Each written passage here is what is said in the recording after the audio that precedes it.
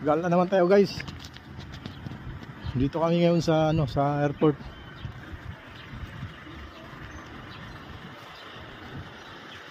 Okay, so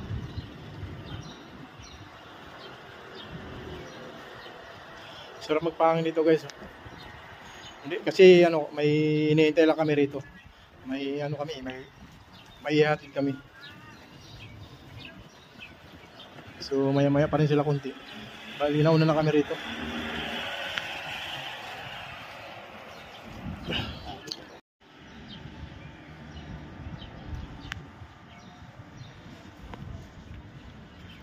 Daming foreigner dito ngayon.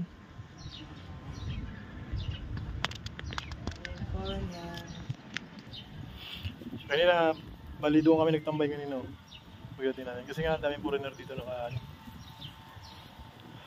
nakatambay.